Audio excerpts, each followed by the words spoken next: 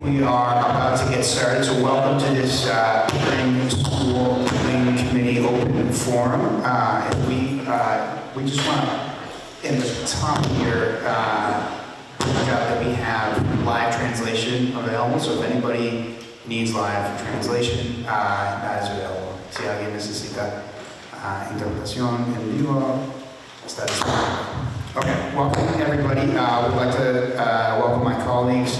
School member Eric Dugan, school member Brian Castellano, school member Donna Coppola, school member Lorraine Gately. Thank you all for being here, and also welcome to our other colleagues from Pickering School Building Committee. There are folks online on Zoom, I think, as well as here. Thank you all for being here.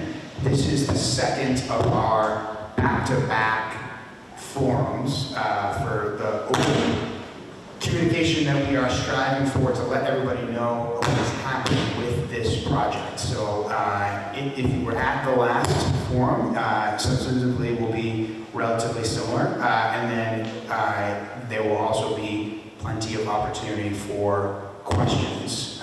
So this is a large project. It's a tremendous opportunity for the City of Lynn to address one of our top issues, which is the need for updated school facilities to address overcrowding and to get our students the classroom space that they deserve, the educational facilities that they deserve. Thank you to everybody that's been working on this to get us this far. And again, I know it's the school building committee's goal, it's the school committee's goal, it's the city's goal, it's everybody working on this project's goal to be open and transparent and get folks' questions answered, because this is a big deal for our community, and we're only going to make it better by taking everybody's thoughts into account, and a lot of those questions have helped us refine our thinking as we move forward. So I'm going to turn it over to the project team, and just want to thank you all for being here.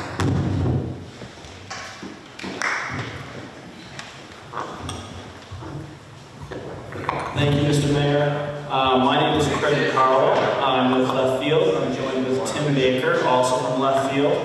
And on behalf of the project team, Raymond Design Associates, VSC Group, and Left Field, we thank you for coming tonight and for tuning in on Zoom for the folks at home. Without further ado, I will turn things over to Adrienne Lennon for tonight's presentation. Thank you, Craig, and thank you everyone for being here. I will move as quickly as I can through about 25 slides to talk about this project and give some updates on the community engagement and outreach program that we have been undertaking in the months of August and September, and remind you of some of the features of the school project pursuant to our Mass Environmental Protection Act filing that brings us here tonight. So, beginning with the team.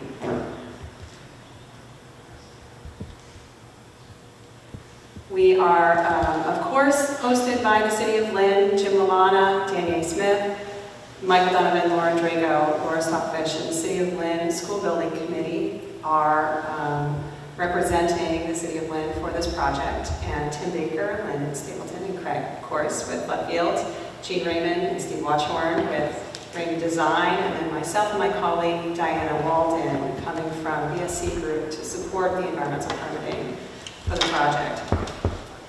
The objective of this presentation tonight is to update, of course, the public involvement strategy and the MEPA permitting approach and review thresholds, and discuss a little bit more about the MEPA Article 97 disposition that we need to undertake to have a site onto which we can build a school. One of the primary points of feedback that we have received as part of the community engagement exercise has to do with understanding the project timeline and schedule, so I wanted to lead with that a little bit. It's a lot to look at on a very small slide. I can appreciate probably at home on Zoom. So I just want to walk through it a little and communicate that the entire primary schedule runs from 2022 to 2026, and currently we are in feasibility and schematic design, and we will be moving hopefully to advance the design into construction documents beginning of 2024. This coincides with the disposition and transfer of property for the Article 97 execution and the creation of the site to which we can build a school, and also with the MEPA permitting process, which really needs to happen very early in the program for the school design. The environmental outreach process began in July with the orientation of the project webpage towards the priority populations that we know we are serving here as part of the school building project, and with the goal to try to access and communicate the school building project early and often in this process through the website and also through multiple different methods of exposure.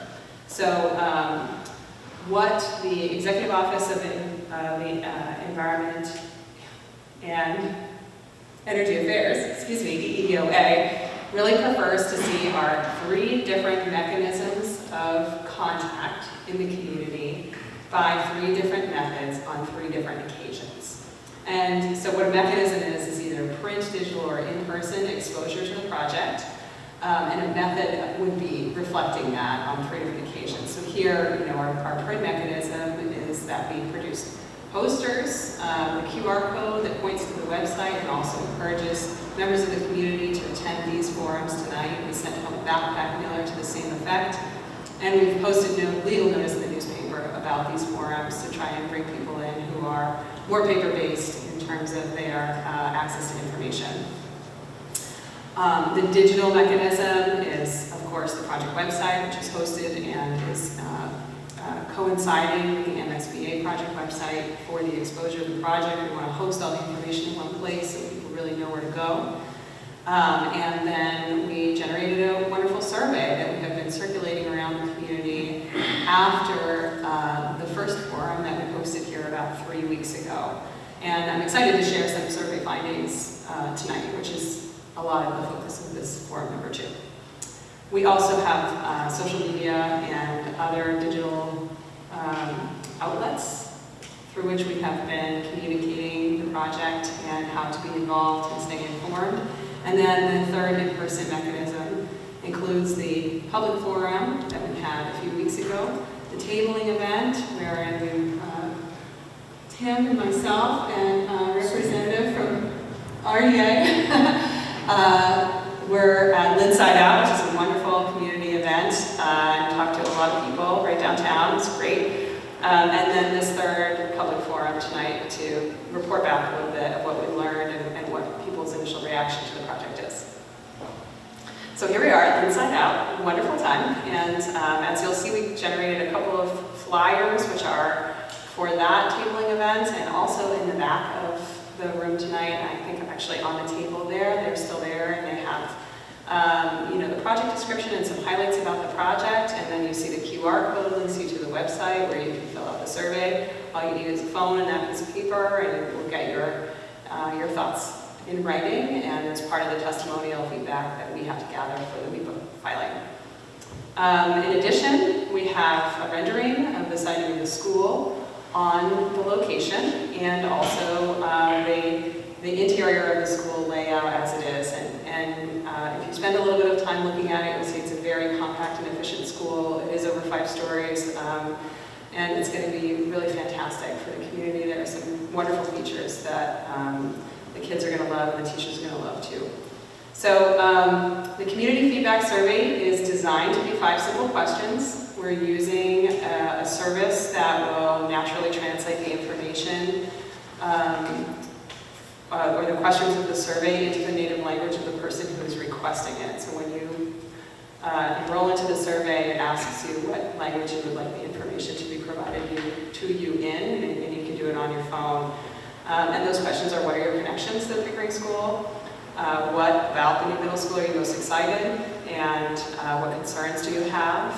And do you have any questions and anything else you want the project team to know? So very open-ended and very easy to get a whole host of thoughts and feedback from pretty much anybody in the community who has the ability to use a non-web-based phone or Chromebook or any other kind of digital media to access the survey and have it translated.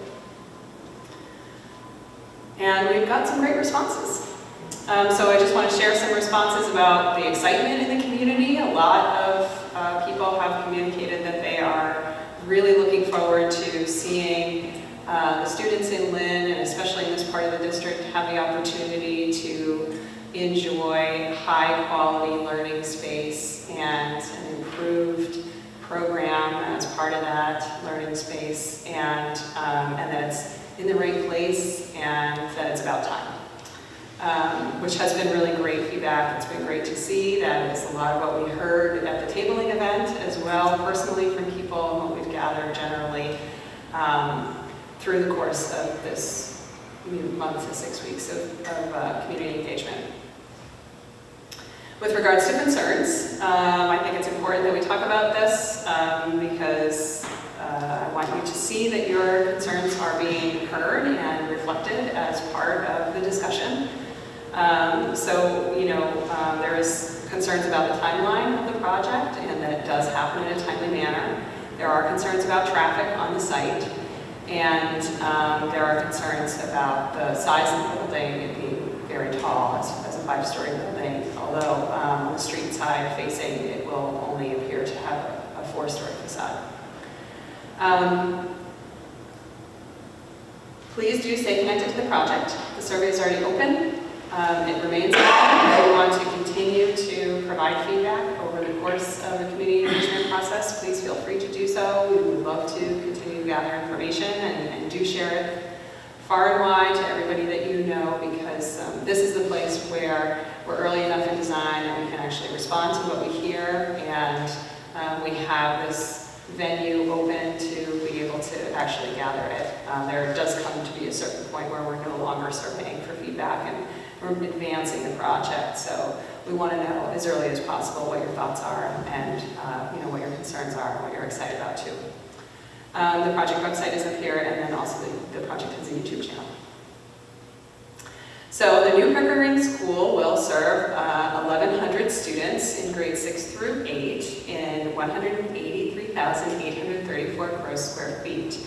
The project brings equity to the district, where the recently constructed Thurgood Marshall Middle School has elevated programming and facilities, and the building will be 5 stories high, with play areas and open fields constructed on the existing Magnolia Avenue Park.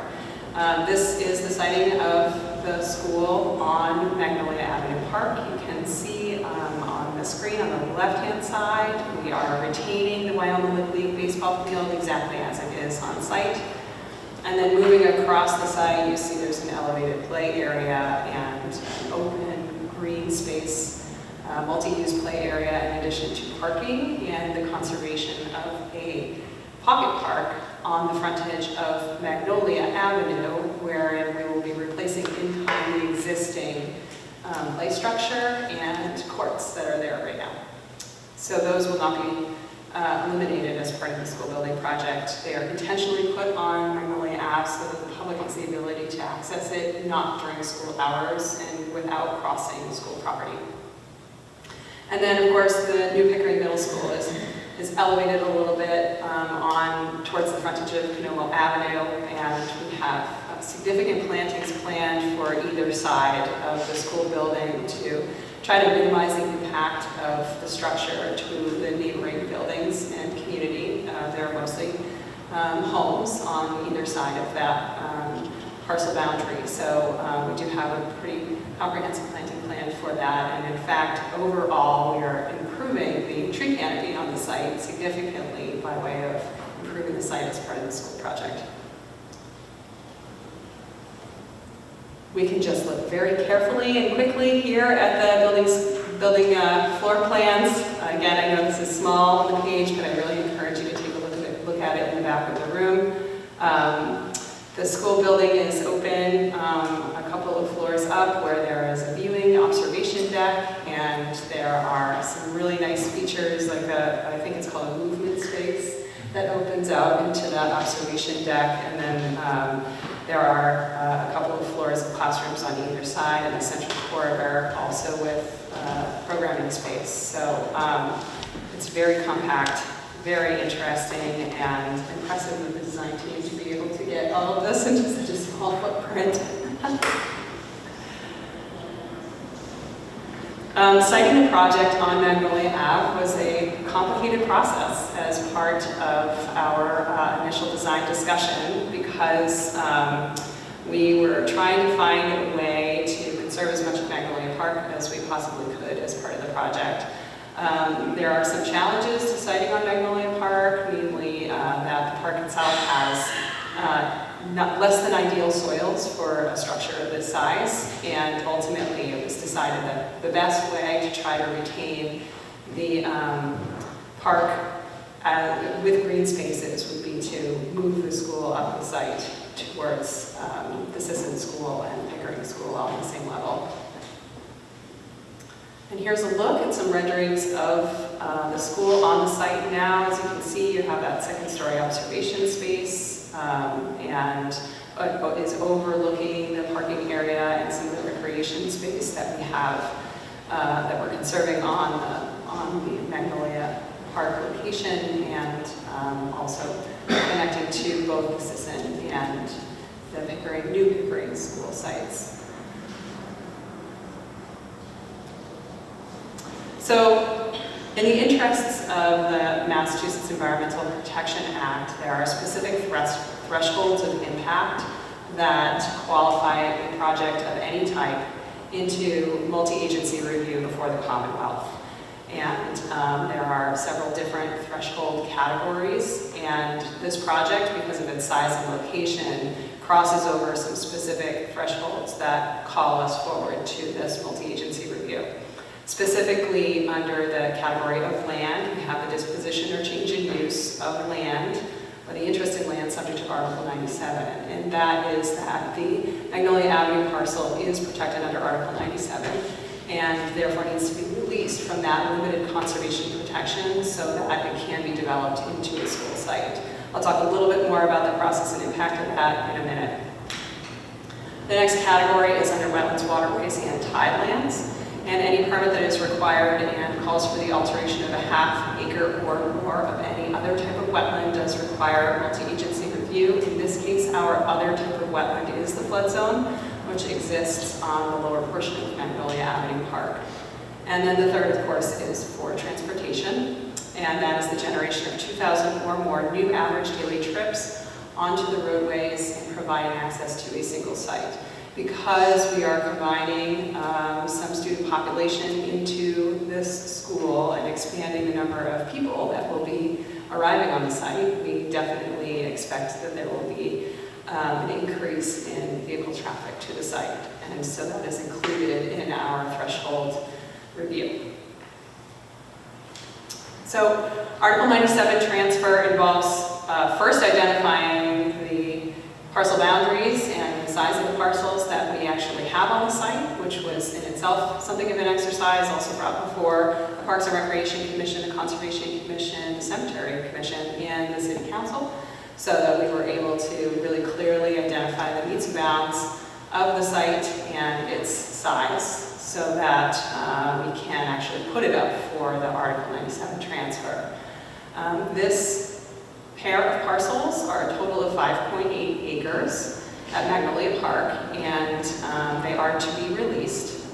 We have already arrived at all of our local approvals for that release. That was completed on August 8th, and during the summer forwarded to our legislative delegates representing the City of Lynn to take it forward to the state, wherein they will also need to find a 2/3 majority vote in both the House and Senate and approval of the governor to be able to release the land from this limited protection.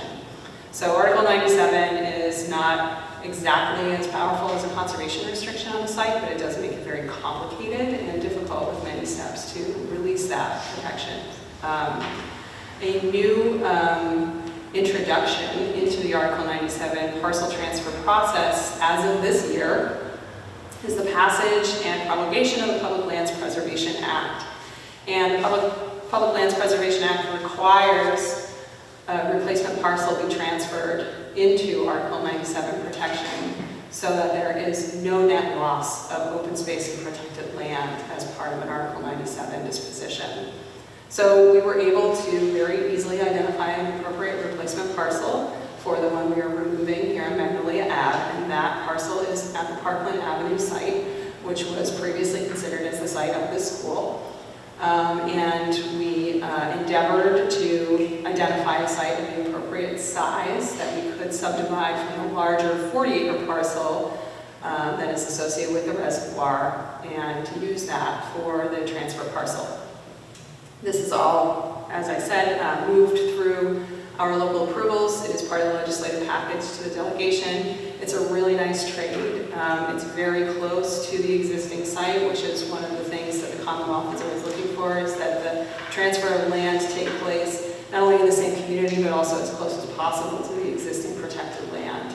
So we got kind of lucky on this one, in that there was something already up the street that was not protected and available to be protected as part of this land transfer.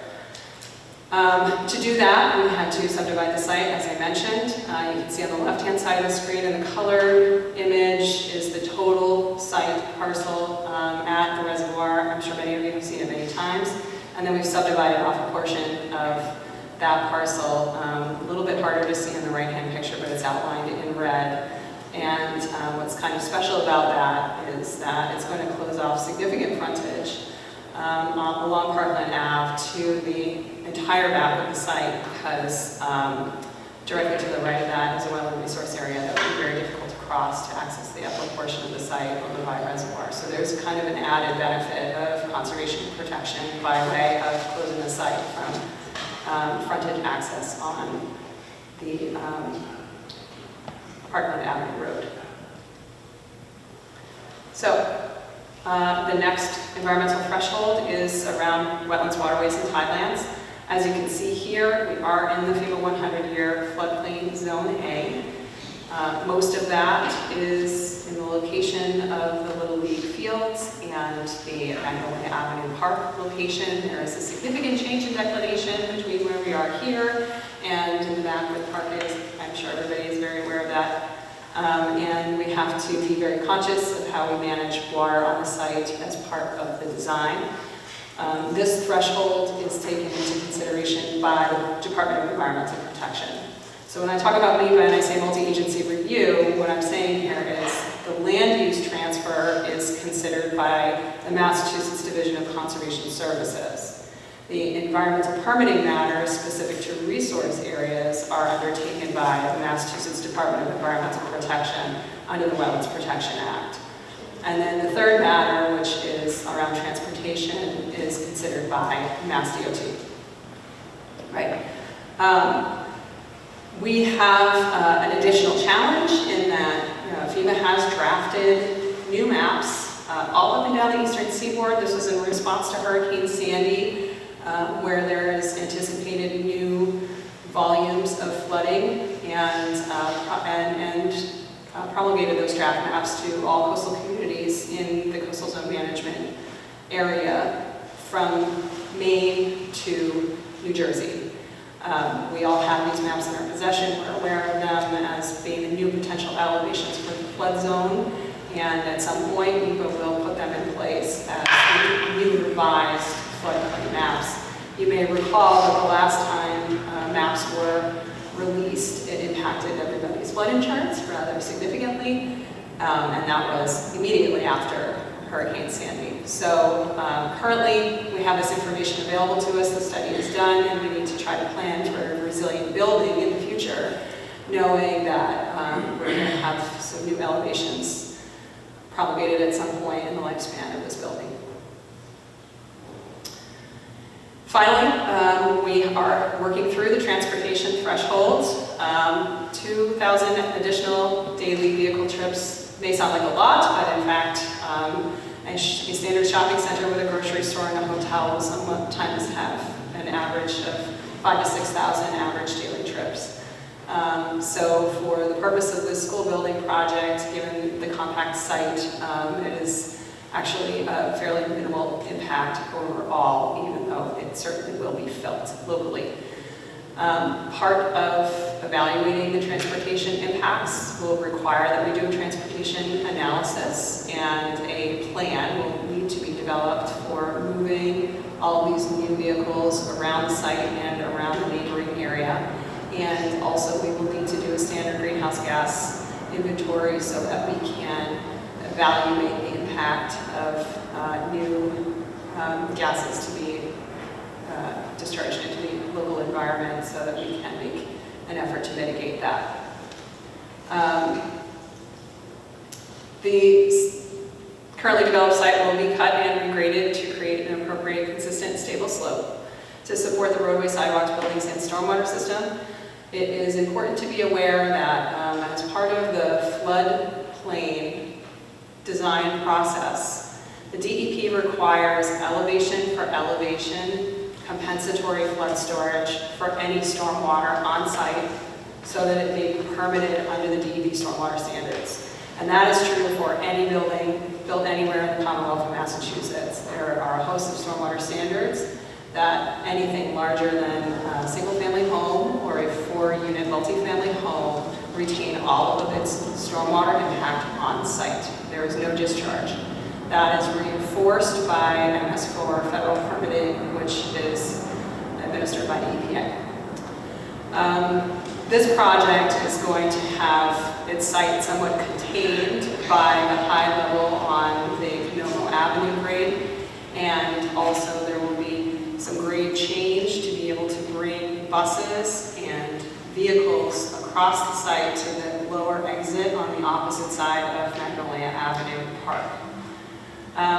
So the project will be converting a portion of previously maintained lawn and recreational area into the development, including the retaining wall, roadways, sidewalks, and parking. And then, of course, the disposition of Article 97 protection from the Magnolia Avenue Parkland parcels. Our next steps are to complete the Article 97 and NEPA process. Article 97 is currently, as we said, with the legislative delegation, and we are hopeful that we will be able to have it released through the state by the end of the year. That is happening in tandem with the NEPA filing process. NEPA filing is a two-step process. You originally file what's called an environmental notification form, where you communicate to the multi-agency analysts that you will be doing this work. And they do an initial evaluation of your project and offer initial feedback, and then you submit a follow-up filing called an environmental impact report. And that's where you're including the traffic study and the greenhouse gas impact analysis and what you're going to be doing to mitigate that, and your proof of elevation for elevation compensatory flood storage, and your proof of conservation of the land transfer at this reservoir site to provide for that one-to-one net loss of public land. It will be multiple different interests happening all at once, but that is the purpose of the NEPA process, is to try to keep it all together under one roof. We will complete estimating and establish a total project budget and schedule, and complete and submit schematic design to the MSBA. And ideally, gain MSBA approval and sign the project scope and budget agreement with the MSBA, gain City Council approval on the project funding, and begin detailed design to advance the project forward and hopefully open it in a couple of years to students. With that, we are open for questions and comments, still always taking them. I'm recording them, and for everybody's reference, at the end of the public engagement process, it is my responsibility to draft a report to submit to the school building committee and also to submit to NEPA that accurately reflects the comments that we hear at this forum and at the previous forum, and also tabling and through the survey. So please feel free to tell us what you think. You will be noted. When you do come up to the microphone right up here, please state your name and address for the record.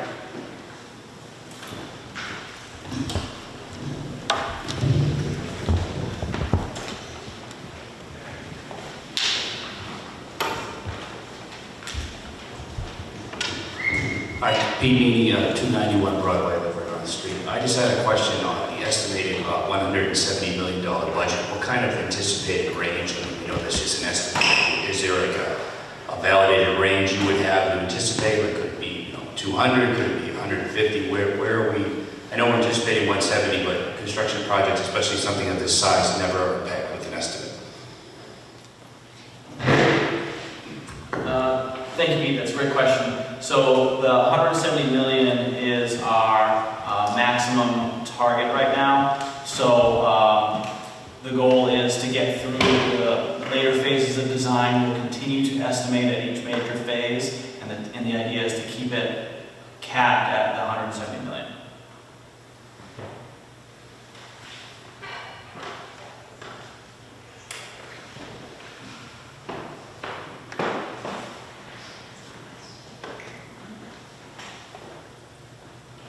Good evening. My name is Paul Stafford. I live at 100 York Road, and I am a 27-year retired teacher from Lynn High School. I have one question. When the actual construction begins, who will oversee the day-to-day construction project to see that the codes are carried out and that all requirements negotiated for the construction of the building meets what's actually been decided upon? Thank you. Thank you, Paul. Another great question. Left Field, as the owner's project manager, will have an on-site representative, and so that person will be tasked. I have hearing aids. I didn't hear something about the on-site, just before that. Okay, yeah. So Left Field, we are the project managers, the OPM, and we will have a staff person on site every day, and one of their responsibilities will be to ensure that all of the details in the design documents are what the contractor, construction manager actually builds. And that is done through meetings, on-site witnessing, so observing, taking photographs, daily field reports, and so it's a very rigorous process to address that exact concern. Make sure the city gets the building that was designed and paid for. That's good to hear, because I have concerns that wasn't totally done when Lynn High School was rebuilt on Yes, and that would be one of our main focuses. Is to ensure Is there someone from the state who will, sorry. Is there someone assigned by the state to oversee that person? By the state, no, but the local building inspector will have ultimate authority and oversight. The design team also assists with regular site visits, observation, and reporting.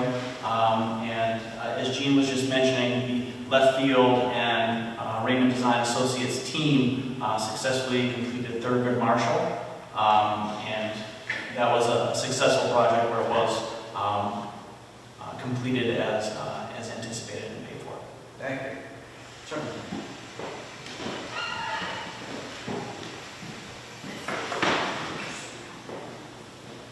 How you doing? Brad Ray, 33 Savory Street, and the field director for the baseball fields. So this year we had quite a bit of rain, and we noticed that we definitely have a drainage problem. And I came on as field director this year, and it was told to me when they built parking lot behind the restaurants over on Broadway. They were like, oh, yeah, no problem. It won't be a flooding issue. We'll take care of the water. And it got worse, the flooding issue there. I understand that it's used to be a swamp area, and they tried to alleviate that, but it wasn't. So I guess my question is to you guys. The water that's going to be accumulated and maneuvered, I just want to make sure, are we going to be thought of with that idea? Because, I mean, it's pretty bad already. Yep, absolutely, I can respond to that. So the DEP has, as I mentioned, a series of stormwater standards that require any development project to retain all of their stormwater on site. And the estimates for those, that aerial flooding is for the 100-year storm. So everybody needs to develop highly oversized stormwater management systems in any development or redevelopment site so that they have the capacity to hold water on site for the period of time that will be required according to the soils found on site to percolate. So you have to have that groundwater recharge to be able to be permitted by the DEP. And this project will meet coming before the local conservation commission as part of that permitting, so the DEP actually gets two cracks at it. They get to look at it as part of the deeper review process and respond immediately as to whether or not they find that the elevation by elevation compensatory flood storage has been provided in the design. And then there is the administrative authority of the DEP by way of the Wetlands Protection Act via the local conservation commission to issue an order of conditions, and those conditions specifically require that all stormwater remain on site. So there are quite a few protections in place to keep water from discharging anywhere off-site, and that is actually a major environmental policy in Massachusetts and New England that has been rolled out over the course of the last 10 to 20 years in an effort to try to keep water out of sewer systems because of combined sewer overflows. So there's a big overarching theme to try to keep water on sites everywhere, and any time you open a site for redevelopment, then you must improve it to the performance standards as they exist now. There's no grandfathering. I guess the people that did the parking lot didn't get that memo. Well, they may not have been permitted. Right. Right, they may not have needed a permit under the Wetlands Protection Act because because they have the higher elevation, right? They're not in a floodplain. Right. They're in documented upland area. So let me ask you this as well. So I live on Sluice Pond. Okay. So the connection point from Sluice Pond to Flax Pond goes under that area, if I'm not mistaken, right? Mm-hmm. So there's going to be a lot of traffic, a lot of vibration. Is that going to be looked at as well? Or? I would expect that the culvert will have to be cammed before, during, and after construction as a regular part of the construction oversight process, and any impact to it would need to be repaired. Because I can see that water going right to the field. Yeah. Yep. You see my concern? I do, absolutely. Yeah. Okay. All right, great. Thank you.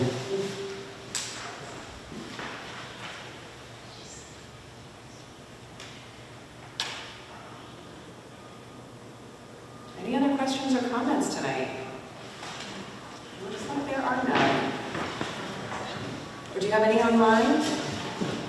Okay, well, seeing none, hearing none, the time is 6:50. Last call for questions or comments. Thank you all for coming out. Thank you to the superintendent and school team. Thank you to the mayor's office. Thank you to OPM and to our architects for coming out. And thank you all for being engaged. And to many of you who are school building committee members and school committee members for all of your time and effort towards education in Lynn. This is a great project. Please stay in touch, and we will see you again soon. Have a great night.